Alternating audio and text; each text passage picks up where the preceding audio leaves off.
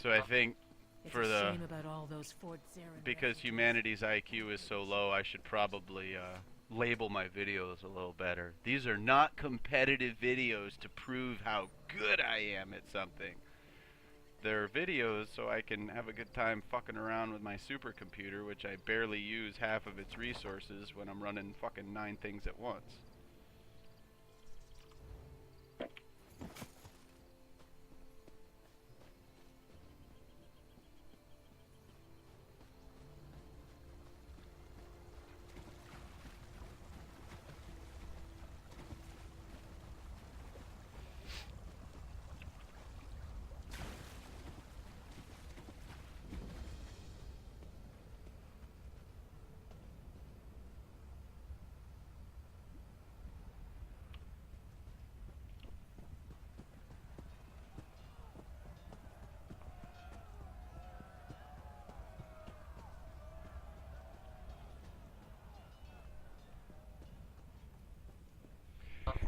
The game looks better than the last beta. Some of the lighting's coming through a little better. It's not playing as choppy, blocky, or rocky. Um,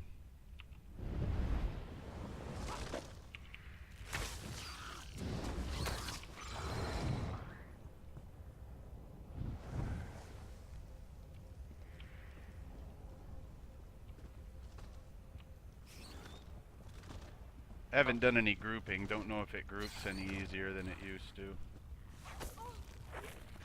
What?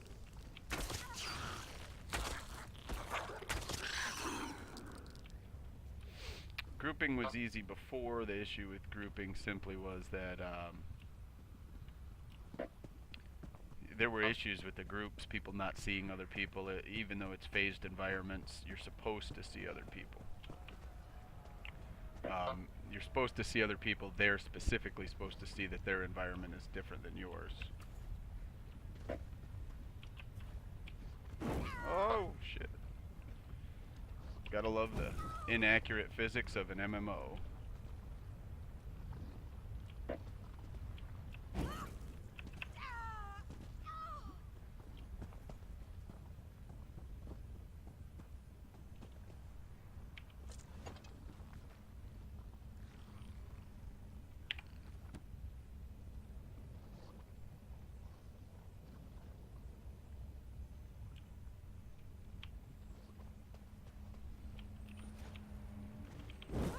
Ouch.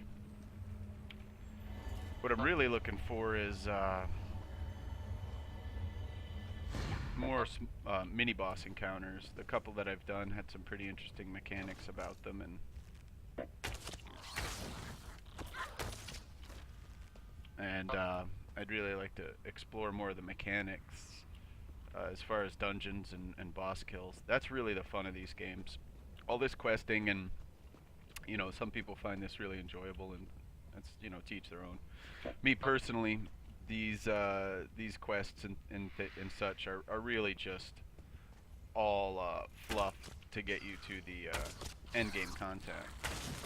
Now, I more than most of the people I've gamed MMO with, I like the stories, and so I play them a little slower. I don't rush through them. I'm not trying to power level. I'm not trying to essentially, power my way through the game to get to end game. Even though end game is really my what I'm after. Um, and the reason I go slow getting to end game is because I want to understand all the mechanics. I want to be aware of the changes to the game as they materialize, and I also kind of want to enjoy the story a little bit, because when you're at endgame and you start fighting the endgame bosses, um, basically these bosses all fit into the story somewhere. And in my experience, the in server first WoW rating is pretty much was that the bosses that I knew the story for and that I understood what you know the dungeon scenario or the raid scenario that we were in, when I understood what was going on, which was Wrath of the Lich King, I was very into the lore. The game was so much more enjoyable for me, even though I wasn't playing the game to be a nerdy RPGer. I was playing the game um, to get server first raid titles during endgame content. So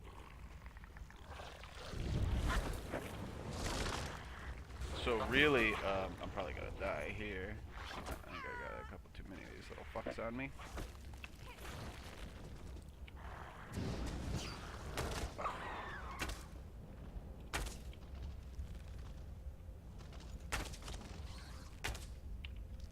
So with that all being said, that's why I kind of lollygag my way through games. I don't push it. I don't quest, because once I'm at the end of the game, I know I'm never gonna do any of this shit again. More than likely, I won't level another character. I won't come through and experience all this stuff again. I played WoW many years, and it was I leveled one character that I raided with. It wasn't until the last year I played WoW when they made leveling other characters extremely easy to do did I level another character and get it geared enough to raid. So yeah, that's kind of the way I roll.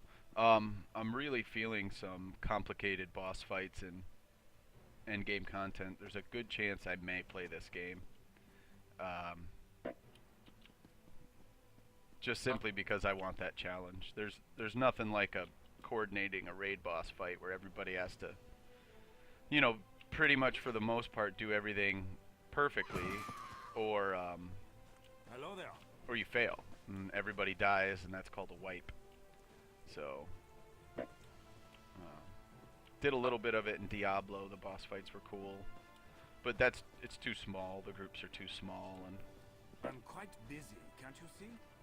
I would much prefer something with some size. Urgency impels us. In all honesty, I have no information on this game, and I know that they're not really strong on the end game raiding stuff. I'm pretty sure they're going to do dungeons that require bigger groups and that sort of thing. And of course, the PvP will always require a lot of effort and a ton of people, but I don't know if I'll even bother with that. PvPs and MMOs is innately flawed, and inherently flawed, I should say, and never to be balanced or worked out. It's a constant thing of it's a constant thread of complainers on the internet, and the developers constantly making changes to quote unquote balance content, which never happened. Anybody who knows anything about WoW, never been balanced, never will be balanced. Diablo, same thing.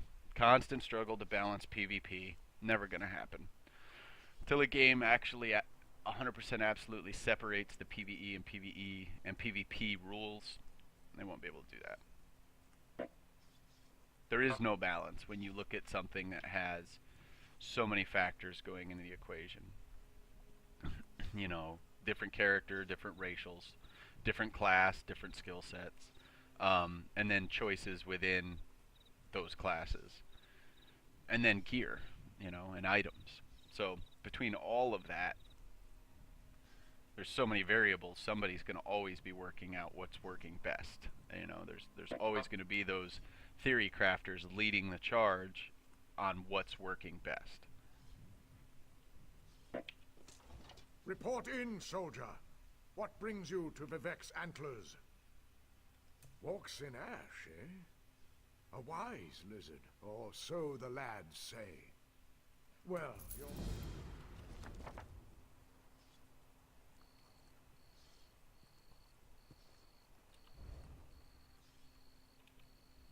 Three guide your blade, soldier.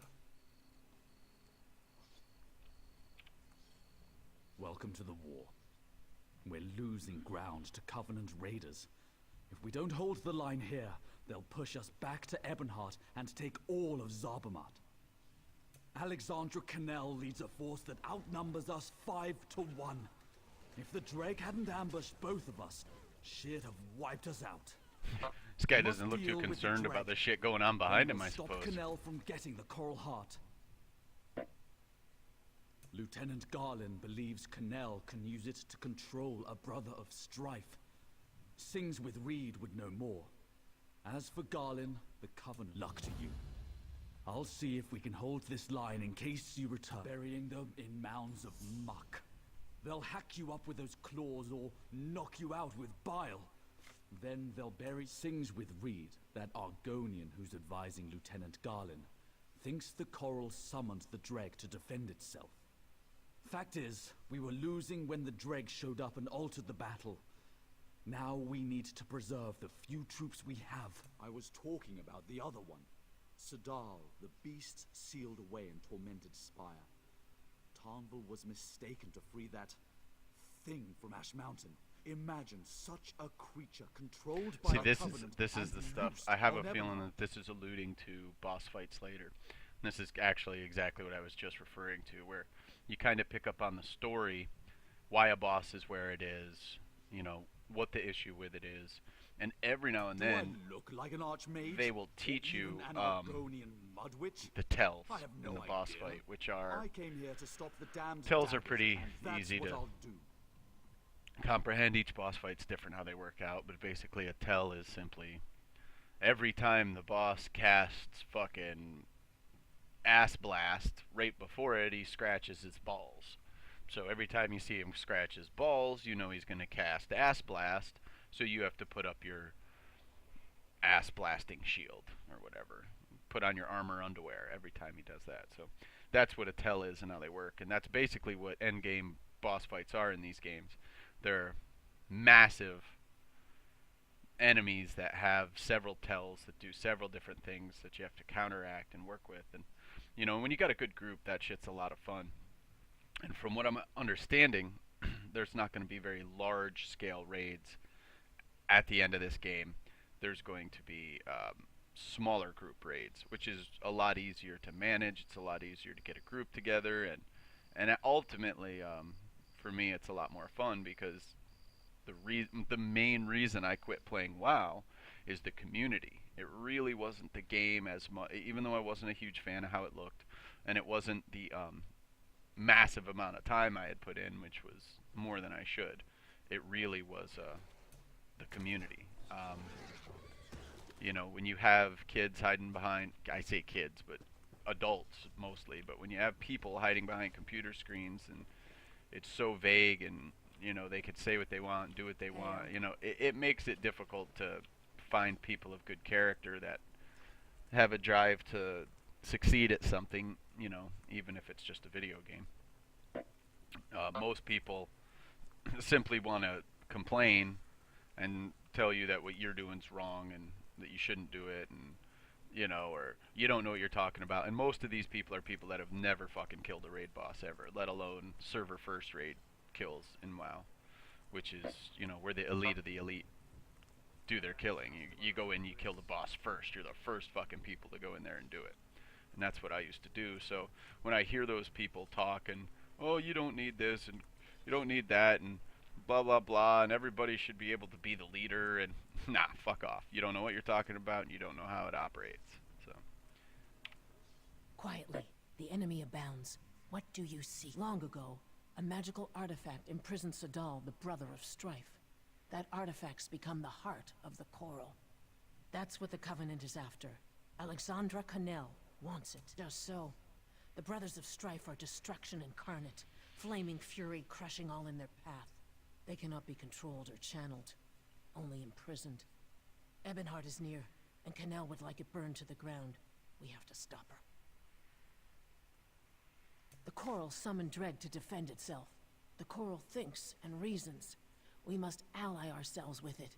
If we show it we're peaceful, it will turn the Dreg against our enemies. I'm still working on how to do